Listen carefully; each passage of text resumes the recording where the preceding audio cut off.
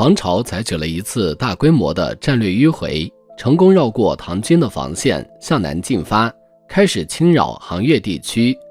眼看这片富庶的区域即将陷落，朝廷紧急召开会议进行应对。宰相卢协提出建议，我们应该调遣西川节度使高骈前去平叛。这个高骈来头不小，他出身名门，属于渤海高氏一族，是名将高崇文的后代。高骈一生战功显赫，平定党项，抵御吐蕃，击败南诏。如果没有晚年那些莫名其妙的举动，他在名将榜上绝对能占据一席之地。看到卢协推举了自家人高骈，另一位宰相王铎自然不甘落后，他直接推荐了自己。王铎表示，现在叛军如此猖獗，我作为宰相岂能坐视不理？我愿亲自前往平叛，替陛下分忧解难。面对两位宰相的提议，年轻的唐僖宗龙颜大悦，便干脆决定，你们二人一同出征，助阵平定黄巢的叛乱。于是高骈被任命为镇海节度使，前往润州部署。而几个月后，王铎则被任命为荆南节度使，同时担任南面行营都统，调遣部队前往江陵。先说高骈这边的行动，他刚抵达润州，便迅速对黄巢发动猛烈攻势，派出了麾下猛将张陵。张陵骁勇善战，连续击败黄巢，迫使黄巢节节败退，最后不得不向西转移，穿越700里的山路，退入福建境内。然而正当高骈军势如虹时，他却没有继续追击黄巢。为何停止追击呢？因为高骈在等待朝廷的明确表态。对于自己取得的如此重大胜利，高骈期盼着朝廷能有所表示，加官进爵。就在高骈等待升职加薪的期间，黄巢得到了喘息的机会，迅速重整旗鼓，不久后再度崛起。他在福建地区四处劫掠，掠夺财富，重建势力。到了12月，黄巢攻陷了福建的首府福州，随之而来的是他的军队扩展到了20万人。随后黄巢继续发兵进攻广州。在广州城外，黄巢做出了一个关键决定，他准备再次尝试正式加入朝廷的编制。他通过大唐浙东观察使和岭南东道节度使递交了一封信，表达了希望成为天平节度使的请求。唐僖宗得知黄巢的请求后，立即召集群臣召开紧急会议。宰相卢协为给自己推荐的高骈争取立功机会，率先发言表示，绝不能答应黄巢。高骈的军事才能无与伦比，像黄巢这样的叛贼不值一提。然而宰相郑田持不同意见，他提出，我倒觉得应该同意黄巢的要求。他的军队大多是饥荒中的百姓，只要丰年一到，粮食充裕，他们自然会离开黄巢，回到各自的家乡。到那时候，我们便可以不战而胜，安定局势。两位宰相的意见针锋相对，不过由于高骈此前平叛获胜，卢协在朝中的威望更高，朝中大多数大臣都支持他的看法。大家纷纷表示，天平节度使辖区广阔，管理运、曹、蒲3州，这么重要的地方怎么能落入叛贼之手？绝不能答应黄巢。听到朝廷拒绝他的请求，黄巢提出折中方案，那你们至少让我当个广州节度使吧。然而朝廷中的大臣再次反对，广州可是一个重要的港口城市，每年商船云集，财富无数，绝不能让这样的地方落入叛贼之手，还是指望高骈继续平叛吧。这时郑田终于忍无可忍，愤然道，高骈，你们还看不出来吗？他根本无意平叛，只是在养寇自重。黄巢如今兵力100万，若我们还坚持卢协的方针，与黄巢硬碰硬，恐怕大唐的结局会不堪设想。听到郑田公开质疑自己，卢协怒不可遏，竟抄起砚台，朝着郑田猛扔过去。大唐朝堂之上，两位宰相竟然公然动起手来。唐僖宗见此情景，实在忍无可忍，下令将两人暂时罢免，遣送至东都洛阳冷静一段时间。两位宰相被撤职，但朝中的讨论仍在继续。有大臣提出了一个新思路，不如任命黄巢为帅府律，让他负责东宫的安保、仪仗、门禁和巡视等事务。这职位轻松，出门还有专属车驾配备，应该能稳住他吧。然而当黄巢接到帅府律的任命时，果不其然的勃然大怒。当时他正围困广州，怒火中烧的他下令立即发动进攻，不给我，那我就自己抢。仅仅1天之内，广州便被黄巢攻陷。攻下广州的黄巢瞬间意识到，靠武力抢夺比向朝廷请求要简单得多。他大摇大摆地进入广州，宣称我是广州的王。一个新的想法在他的心中萌生，如果我能攻破长安，那我就是天下的王。黄巢的野心彻底膨胀，自此他正式展开了全面的北伐进攻。黄巢并非只是一个鲁莽的武夫，在举兵之前，他先发布了一份声明，谴责唐王朝的腐败和制度崩坏。黄巢在录部中表达了鲜明的政治主张，提出禁刺史执财产，限令犯赃者足，意指如果他成功掌控天下，将彻底杜绝地方官员敛财，限令一旦贪污，全家都要处死。这份录部让黄巢的起兵披上了正义的外衣，他所举的旗帜不是为了自己，而是为了天下苍生。得到了民众的广泛支持后，黄巢正式起兵。他率先攻至贵州，随后借洪水之势顺流而下，先后经过衡州、永州，最终抵达了战略重镇潭州。这驻守潭州城的是王铎精挑细选的一个名将之后李系。李系的太爷爷是唐中期名将李胜，也就是说，李系跟李胜的儿子大名鼎鼎雪夜袭蔡州的李肃至少沾亲，但李系究竟是李胜哪一个儿子的后人，我暂时没有查到。总之，李系从李肃那里多少继承来了一些奇迹天赋。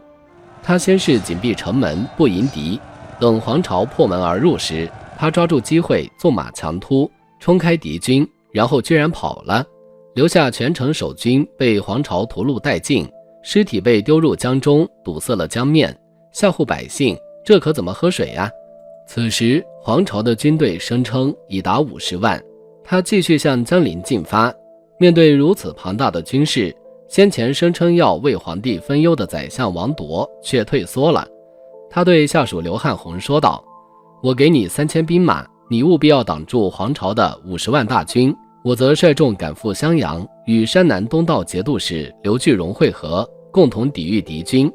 然而刘汉宏显然没有多少信心，在接到任务后，他干脆洗劫了江陵，然后自己也逃之夭夭。江陵沦陷后，黄巢继续北上进攻襄阳。在行军途中，黄巢的军队首先遭遇了大唐江西招讨使曹全整的轻骑先锋队。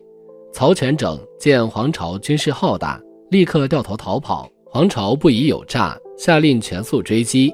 胜利冲昏了黄巢的头脑，他没有意识到自己正一步步走入圈套。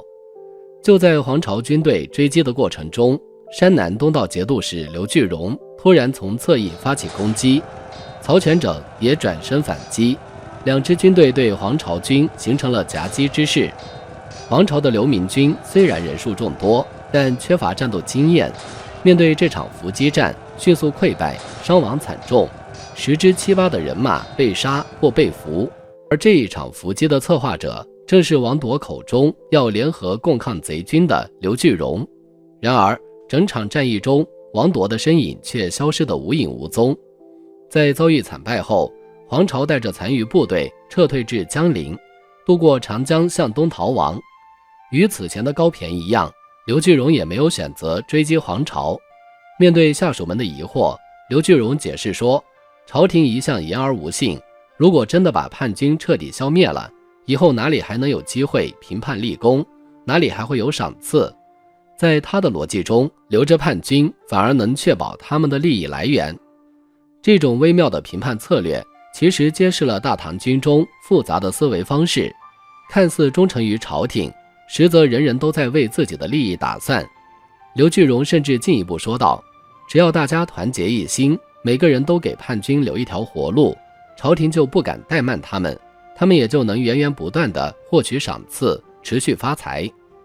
因此黄巢得以喘息，重新聚集起散兵游勇，又开始了新的征战。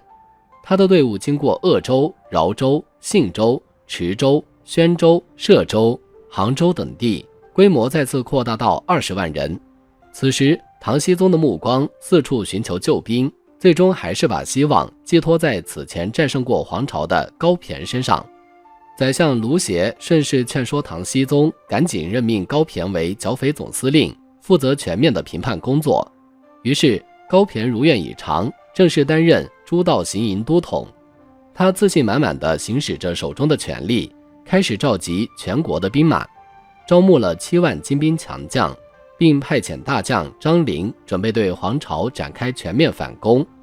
然而黄巢此时却再度放下姿态，向朝廷请求投降。他向张陵送去了大量黄金，利用这笔财富换取了宝贵的时间，并写信给高骈，表示愿意归降。黄巢在信中明确表示，只要朝廷能给他一个节度使的职位，他立即停止叛乱，投降归顺。高骈却早已打定主意，不准备给黄巢任何机会。他的计划是先假装答应黄巢的投降请求，待黄巢放松警惕时，再趁机将其彻底剿灭。不过在展开这场决战之前，高骈先向朝廷上表，声称自己已经将黄巢军打得节节败退，劝朝廷无需再调派其他军镇的兵马前来增援。高骈此举并非为了节省军费，而是为了独揽剿匪之功，不愿与他人分享功劳。他希望独自完成这场平叛，从而赢得更大的权威和荣誉。收到高骈的奏章后，唐僖宗心中大喜，觉得高骈果然是朝廷中的中流砥柱，立即下令让诸道联军解散，各自返回防区，安心等待胜利的捷报。然而当联军一撤退，黄巢却突然翻脸不认账，宣布不再投降，露出熟悉的狡诈笑容。这一变故让高骈气得几乎发狂，立即命令大将张陵对黄巢发起全面进攻。不过黄巢早就预料到了这一刻，他精心准备，等待着高骈一方的急躁行动。失去冷静的高骈在怒火中已然丧失了理智，张陵贸然进攻，结果中了黄巢的伏击，最终战死。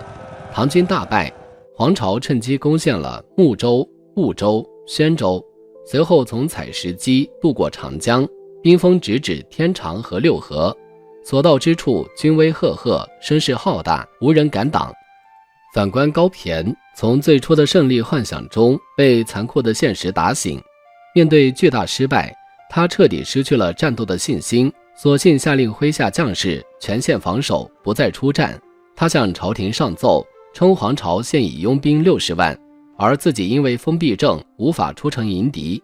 高骈的这一告急奏章充满了无奈，言下之意是让朝廷自行想办法应对这一场空前的危机。与此同时，宰相卢协也以生病为由请假，在家休养，连朝廷会议都不敢出席。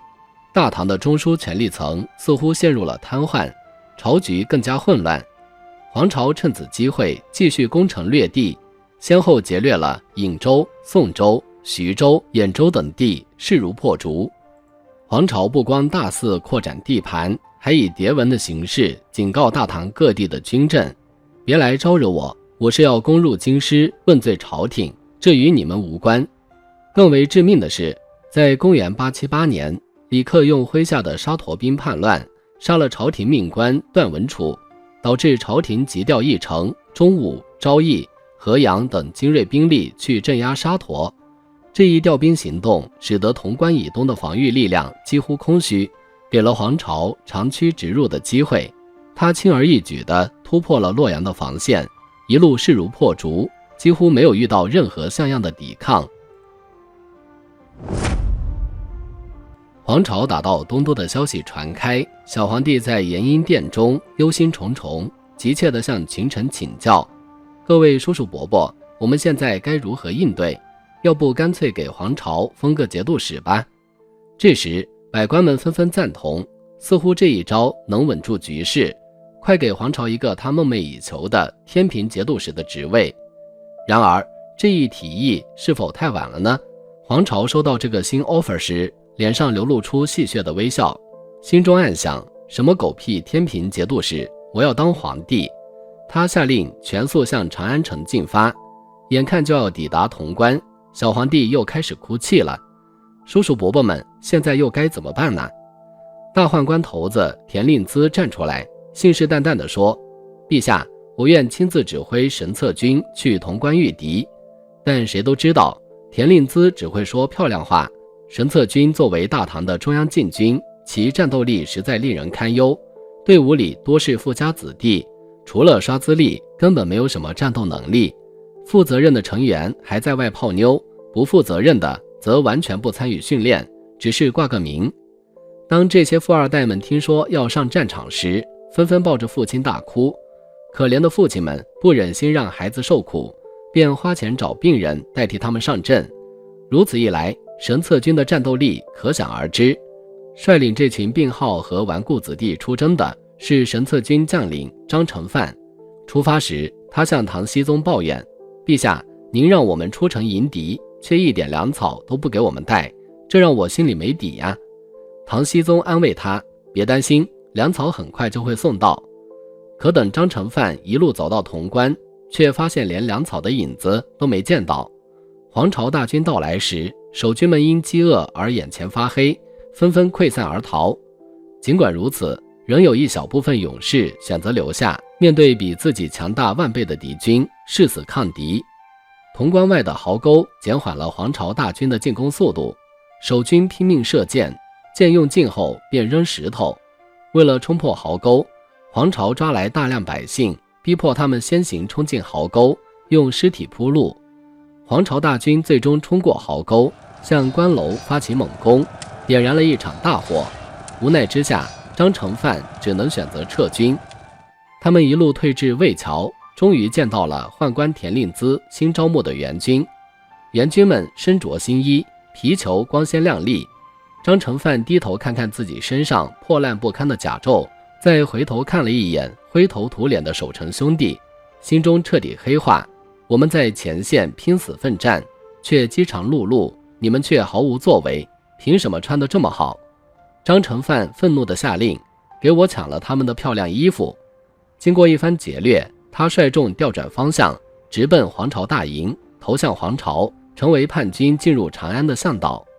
此时的长安城已是末世景象。首先说说最高级别的皇帝，在宦官头子田令孜的带领下，小皇帝悄然从金光门溜走。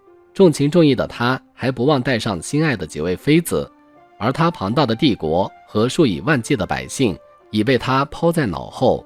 再看宰相卢协，曾推荐高骈出任剿匪总司令的他，此刻羞愧地坐在家中，举杯饮下毒酒。